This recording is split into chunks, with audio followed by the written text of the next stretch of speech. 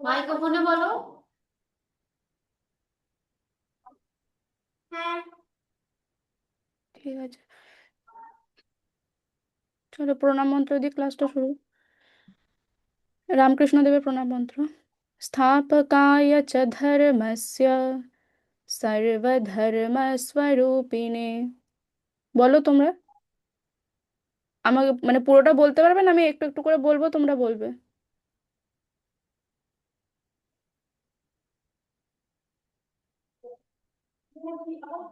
তাড়াতাড়ি, আজকে তো ক্লাস শুরু হয়ে গেছে।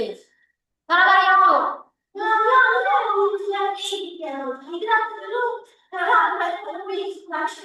দেখেই যাচ্ছি, দেখেই যাচ্ছি।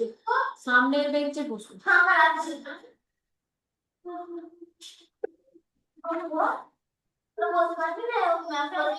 মাইক্রোফোন।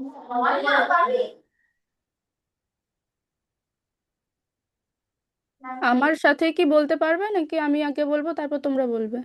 তোমার সাথে, আপনার সাথে বলবো। ঠিক আছে, বলো। স্থাপকায় চ ধর্মস্য সর্ব सर्वधर्मस्वरूपिणे अवतारवरिष्ठाय रामकृष्णाय ते नमः। ধর্মের সংস্থাপক সর্বধর্ম স্বরূপ অবতার শ্রেষ্ঠ হে রামকৃষ্ণ, তোমাকে নমস্কার। ও সারদা দেবীর প্রণাম মন্ত্র। यथाग्निर्दाहिका शक्ति यथाग्निर्दाहिका शक्ति रामकृष्णे स्थिता हिया सर्वविद्यास्वरूपान्तां शारदां प्रणमाम्यहम्। অগ্নির দাহিকা শক্তিরূপ শ্রীরামকৃষ্ণে যে শক্তি বিদ্যমান সেই সকল বিদ্যাস্বরূপ শারদাকে আমি প্রণাম করি। স্বামীজির প্রণাম মন্ত্র। নমঃ শ্রীয়তিরাজায় विवेकानन्दसूरये सच्चित् सुखस्वरूपाय स्वामिने तापहारिणे। হুম। শ্রীমান সন্ন্যাসীরাজ সচ্চিদানন্দ স্বরূপ ত্রিতাপহারী সর্বজ্ঞ স্বামী বিবেকানন্দকে নমস্কার।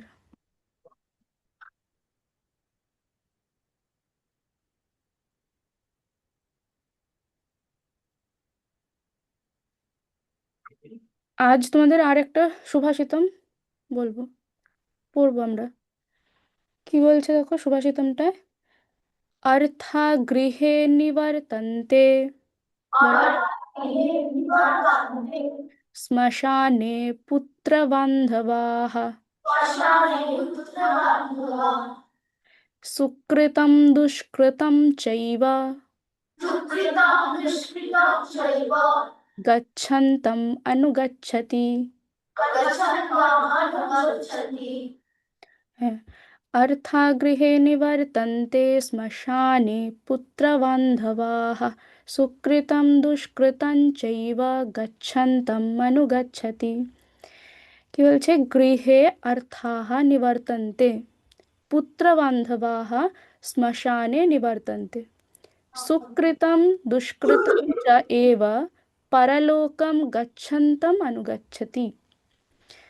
গৃহে মানে বাড়িতে, অর্থাহ নিবর্তন্তে, অর্থাহ অর্জিত ধন, নিবর্তন্তে থেকে যায়, পুত্র বান্ধবাহ পুত্র এবং বন্ধুরা, শ্মশানে নিবর্তন্তে শ্মশানে থেকে যায়, সুকৃতম মানে ভালো কর্ম, দুষ্কৃতম চ এব সুকৃতম মানে ভালো কর্ম এবং খারাপ কর্মই পর পরলোকম গচ্ছন্তম পরলোক গচ্ছন্নত ব্যক্তিকে অনুগচ্ছতি অনুসরণ করে।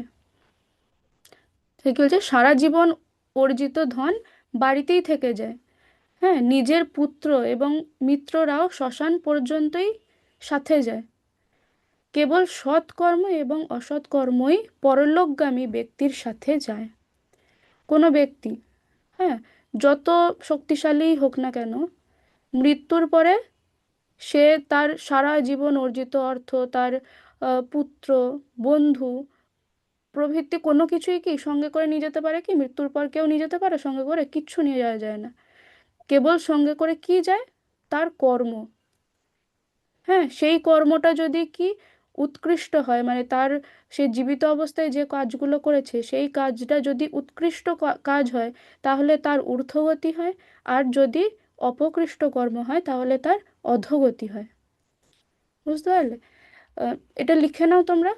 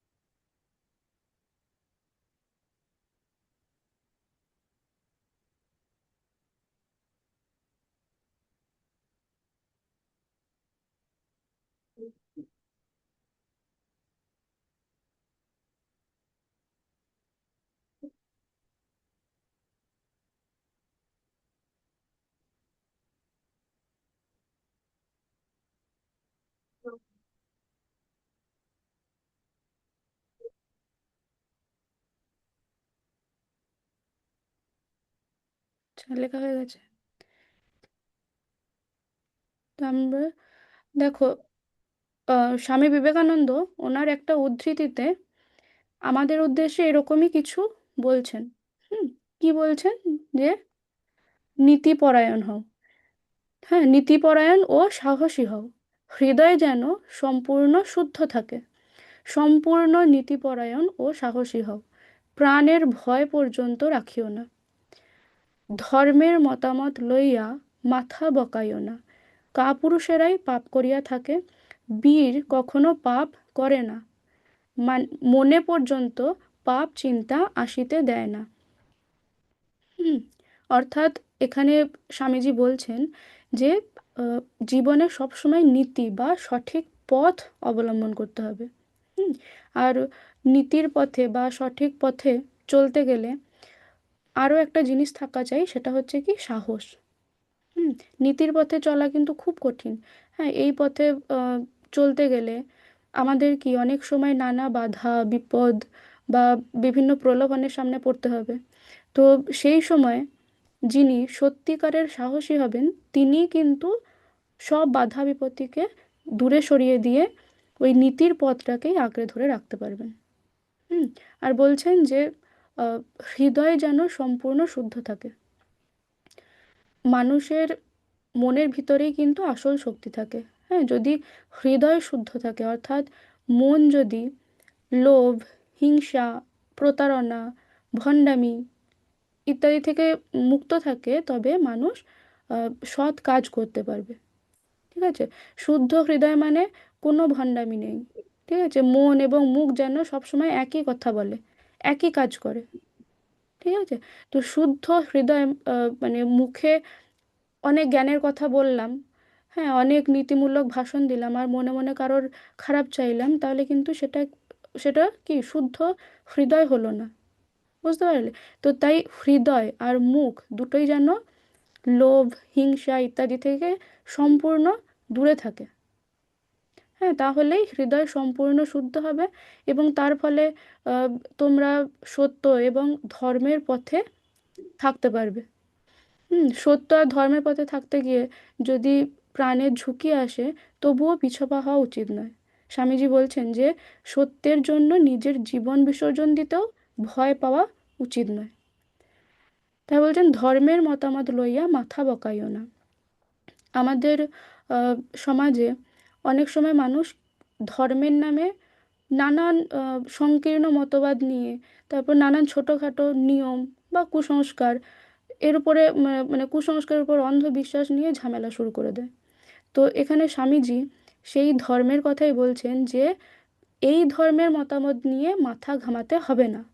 এরকম কুসংস্কারাচ্ছন্ন ধর্মের মতামত নিয়ে মাথা ঘামাতে হবে না।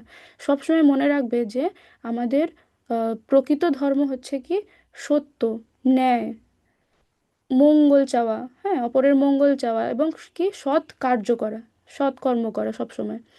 তো আর যারা ধর্মের পথে থাকে, সত্যের পথে থাকে, তারাই কি হয়? তারাই হচ্ছে সত্যিকারের বীর। যারা বীর, তাদের মনে ভয় থাকে না, তাদের মনে কখনো খারাপ চিন্তা ভাবনা, পাপ চিন্তা জন্ম নেয় না। হ্যাঁ, কারণ একজন বীরের শক্তি আসে কি কোথা থেকে? তার শুদ্ধ চিত্ত থেকে, তার শুদ্ধ হৃদয় থেকে। তাই বীর পুরুষরা শুধু কাজেই নয়, চিন্তাতেও কি হয়? পবিত্র হয়। হ্যাঁ, তারা মনে পাপ চিন্তা আসতে দেয় না। কিন্তু যারা দুর্বল হয়, যারা ভয় পায়, হ্যাঁ, যারা নীতির পথ থেকে দূরে সরে যায়, তারা কাপুরুষ হয়। আর কাপুরুষেরাই কি বিভিন্ন রকম খারাপ মানে বিভিন্ন প্রলোভনে পড়ে ভুলভাল কাজকর্ম করে বসে। হ্যাঁ, তারাই পাপ কর্মে লিপ্ত হয়ে পড়ে। আর পাপ কর্মে লিপ্ত হলে কি হয়? আমরা আগের শ্লোকে কি পড়লাম? পাপ কর্মে লিপ্ত হলে কি হবে? কি হবে বলো? পাপ কর্মে লিপ্ত হলে কি হয়? আমরা আগের শ্লোকে বললাম যে কি হয়? অসৎ কর্ম করলে অধোগতি হয়। হ্যাঁ, খারাপ কাজ করলে তার অধোগতি হয়। আমাদের মৃত্যুর পর কেবল আমাদের কৃতকর্মই আমাদের সঙ্গে যায়। হ্যাঁ, জীবিত অবস্থায় ভালো কর্মের দ্বারাই আমরা মানে আমাদের ঊর্ধ্বগতি হবে, ভালো ফল হবে। আবার পাপ কর্মের দ্বারাই কিন্তু আমাদের অধোগতি হবে। বুঝতে পারলে? দেখো এরকম আরেকটা এরকম শ্লোক আছে, সেই শ্লোকটায় কি বলছে, বলছে নামুত্র হি সহায়ার্থম পিতা মাতা চ তিষ্ঠতঃ। তিষ্ঠতঃ, হ্যাঁ এটা বিসর্গটা একটু স্ট্রেস দিয়ে বলা হয়, সেজন্য তিষ্ঠতঃ। ঠিক আছে? न पुत्रदारा न ज्ञातिः धर्मस्तिष्ठति केवलः। হ্যাঁ এখানে দেখো লিখেছি জ্ঞাতের ধর্ম, এখানে একটা বিসর্গ আছে, এখানে সন্ধি হয়েছে। তোমরা ক্লাস 8-এ পড়েছিলে, সন্ধি আছে এখানে। তো এটা রজাত বিসর্গ আছে, সেই কারণে এখানে পরের ইয়েতে রেফ হয়ে গেছে। তো আমি যখন ভেঙে বললাম সেই জন্য তোমাদেরকে জ্ঞাতিহি বললাম। হুম, কি বলছে, নামুত্র হি সহায়ার্থম পিতা মাতা চ তিষ্ঠতঃ न पुत्रदारा न ज्ञातिः धर्मस्तिष्ठति केवलः। अमुत्र सहायार्थं हि पिता माता च न तिष्ठतः, न पुत्र न दारा न ज्ञातिः तिष्ठन्ति, केवलः धर्मः तिष्ठति। হুম, আমূত্র মানে হচ্ছে এখানে নয়, অর্থাৎ কি পরলোকে। হুম, তাহলে বলছে আমূত্র সহায়ার্থম মানে পরলোকে সাহায্যের জন্য, পিতা মাতা চ না তিষ্ঠতঃ বাবা মা থাকেন না। হ্যাঁ, পরলোকে সাহায্যের জন্য বাবা মা থাকেন না, পিতা মাতা থাকেন না। না পুত্র, না দ্বারা, দ্বারা শব্দের অর্থ হচ্ছে স্ত্রী, তো না পুত্র না দ্বারা না জ্ঞাতিঃ তিষ্ঠন্তি, স্ত্রী, পুত্র, স্ত্রী এবং জ্ঞাতিরাও থাকেন না। কেবলঃ ধর্মঃ তিষ্ঠতি, একমাত্র ধর্ম থাকে। হুম, তাহলে পরলোকে অর্থাৎ মৃত্যুর পরে মানুষ যেখানে যায় সেখানে সাহায্য করার জন্য বাবা মা, স্ত্রী, পুত্র, আত্মীয় স্বজন কেউ থাকে না, থাকে কেবল একমাত্র ধর্ম, মানে আমাদের জীবিত অবস্থায় করা ধর্ম কর্মই শুধু আমাদের পাশে থাকে, সেখানে সাহায্য করার জন্য। পারলোকে ধনম ধর্মম, মানে অর্থাৎ কি পরলোকে ধর্মই হচ্ছে ধন। হুম, তো ধর্মকর্মই আমাদের সাহায্য করে। আর জীবিত অবস্থায় যদি পাপ কর্ম আহ, করে তাহলে কি হবে, পাপ কর্ম করে তাহলে পাপ কর্মের জন্য তাকে ওই পাপ কর্ম পরলোকে গিয়েও তাকে বিপদে ফেলে। তো এই সবসময় আমাদেরকে ধর্মের পথে থাকতে হবে। হ্যাঁ, জীবিত অবস্থায় সবসময় ধর্মের পথে থাকতে হবে।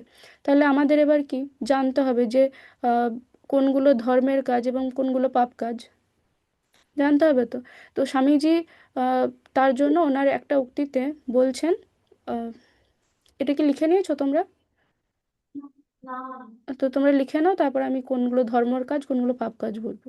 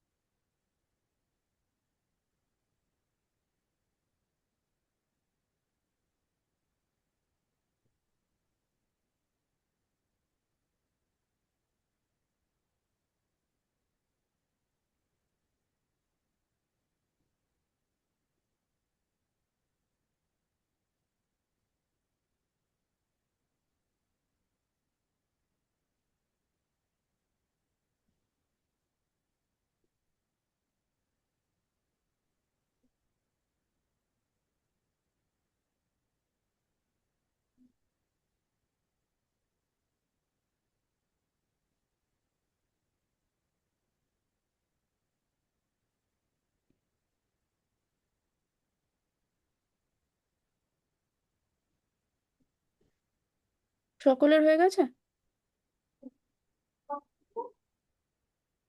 আচ্ছা, তাহলে আহ, আমরা শুধু জীবিত অবস্থায় ভালো থাকলেই তো হবে না, আমাদের যাতে পরলোকে গিয়েও ভালো থাকতে পারি, তার জন্য আমাদের তাহলে সবসময় জীবিত অবস্থায় ধর্ম কাজ করতে হবে। এবার আমাদের জানতে হবে কোনগুলো ধর্মের কাজ এবং কোনগুলো পাপ কাজ। তো তার জন্য স্বামীজি ওনার একটা উক্তিতে বলছেন যে কোনগুলো ধর্মের কাজ আর কোনগুলো পাপ কাজ। হ্যাঁ, দেখো বলছেন পরোপকারী ধর্ম, পরপীড়নই পাপ। শক্তি এবং সাহসিকতাই ধর্ম, দুর্বলতা এবং কাপুরুষতাই পাপ। স্বাধীনতাই ধর্ম, পরাধীনতাই পাপ। অপরকে ভালোবাসাই ধর্ম, অপরকে ঘৃণা করাই পাপ। ঈশ্বরে ও নিজ আত্মাতে বিশ্বাসী ধর্ম, সন্দেহই পাপ। অভেদ দর্শনী ধর্ম, ভেদ দর্শনী পাপ। হুম, তো বলছেন যে প্রথমে কি বলছেন, পরোপকারী ধর্ম এবং পরপীড়নই হচ্ছে পাপ। হ্যাঁ, তো একটা শ্লোক আছে দেখো, একটা শ্লোকে বলছে পরোপকারায় ফলন্তি বৃক্ষাঃ,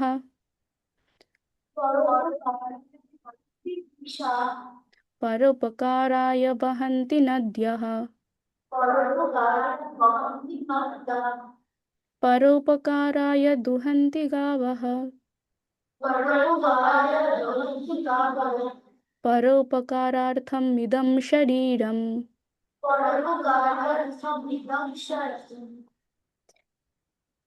परोपकाराय परोपकाराय फलन्ति वृक्षाः, परोपकाराय वहन्ति नद्यः, परोपकाराय दुहन्ति गावः, परोपकारार्थमिदं शरीरम्।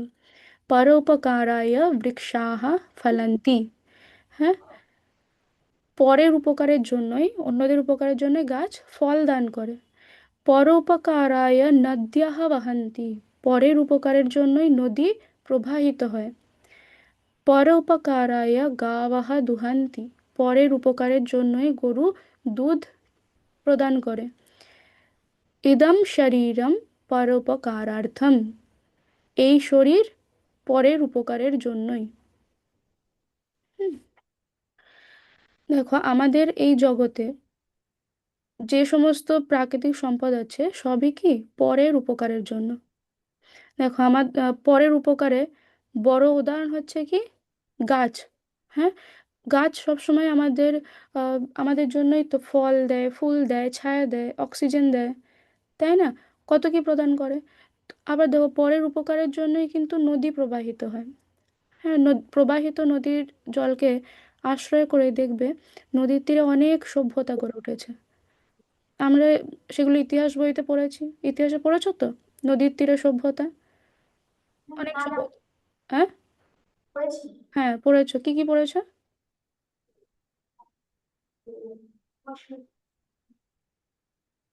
নদীর তীরে সভ্যতা গড়ে উঠেছে, যেমন কি সভ্যতা? মহেঞ্জোদারো সভ্যতা, হরপ্পা মহেঞ্জোদারো সভ্যতা, মিশরীয় সভ্যতা, মেসোপটেমীয় সভ্যতা। হ্যাঁ, অনেক সভ্যতা গড়ে উঠেছে।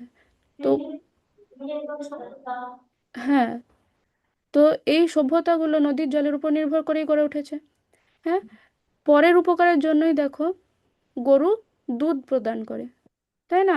দুধের মধ্যে কত অতুলনীয় গুণাবলী থাকে। তো গরুর দুধ খেয়ে আমাদের অনেক মানে শরীরে শক্তি পাওয়া যায়। তো ঠিক সেই রকমই আমাদের এই শরীরকেও সব সময় পরের উপকারের জন্যই ব্যবহার করা উচিত। নিজেদেরকে সব সময় পরের উপকারে নিয়োজিত করতে হবে। পরের উপকার করাই হচ্ছে কি ধর্ম, স্বামীজি বলেছেন পরের উপকার করাই হচ্ছে ধর্ম। আর পরকে অত্যাচার করা, কষ্ট দেওয়া, হ্যাঁ, কারোর সাথে খারাপ ব্যবহার করা, অপরের সাথে খারাপ ব্যবহার করা, তাদের খারাপ চাওয়া, এগুলো হচ্ছে পাপ কর্ম। তাহলে আমরা একটা পড়লাম, পরোপকারী ধর্ম, পরপীড়নই পাপ। বুঝতে পেরেছ? একটা ধর্ম কাজ জানলে, আর কোনটা পাপ কাজ সেটাও জানলে। দ্বিতীয় বলছে, আচ্ছা, লিখে নাও।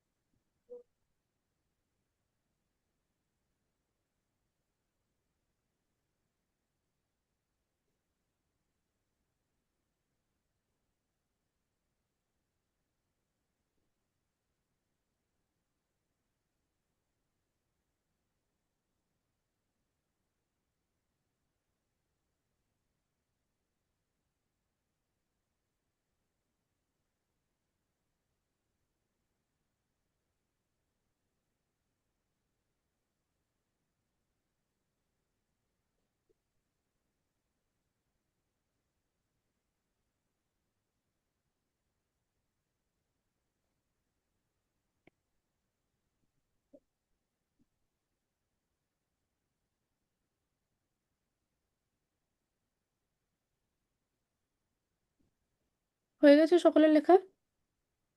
Okay. তাহলে প্রথমটা স্বামীজি বলেছিলেন পরোপকারী ধর্ম পরপীড়নই পাপ। দ্বিতীয় বলছেন শক্তি এবং সাহসিকতাই ধর্ম, দুর্বলতা এবং কাপুরুষতাই পাপ।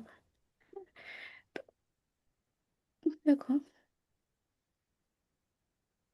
কবিগুরু রবীন্দ্রনাথ ঠাকুরের একটা দেশাত্মবোধক গান আছে, এই গানটা তোমরা সবাই শুনেওছো, কেউ গাইতে পারো গান?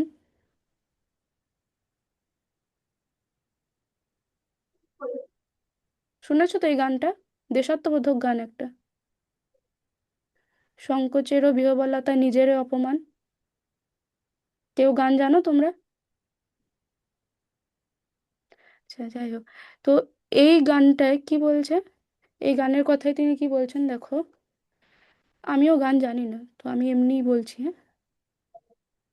কি বলছে, সংকোচের বিহ্বলতা নিজের অপমান, সংকটেরও কল্পনাতে হইও না ম্রিয়মাণ, মুক্ত করো ভয়, আপনা মাঝে শক্তি ধরো নিজেরে করো জয়, দুর্বলেরে রক্ষা করো দুর্জনেরে হানো, নিজেরে দিন নিঃসহায় যেন কভু না জানো, মুক্ত করো ভয়, নিজেরও পরে করিতে ডর না রেখো সংশয়, ধর্ম যবে শঙ্খ রবে করিবে আহ্বান, নীরব হয়ে নম্র হয়ে পণ করিও প্রাণ, মুক্ত করো ভয়, দুরহ কাজে নিজেরে দিও কঠিন পরিচয়।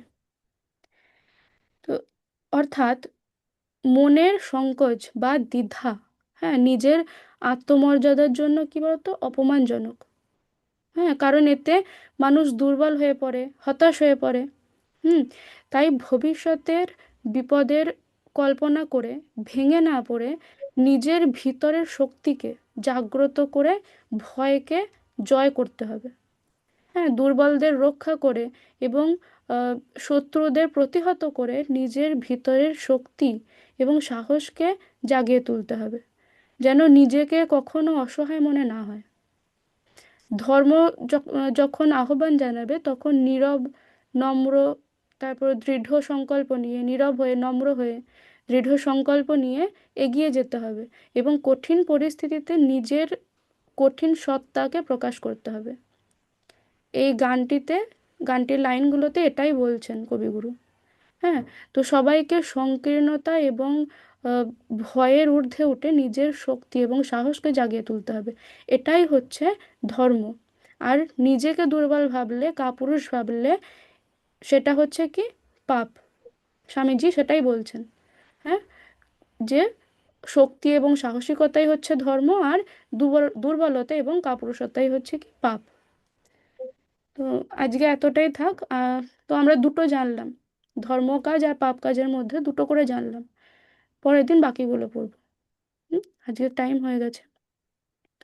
ওম শান্তি শান্তি শান্তি। হরি ওম তৎসৎ। শ্রীরামকৃষ্ণার্পণমস্তু।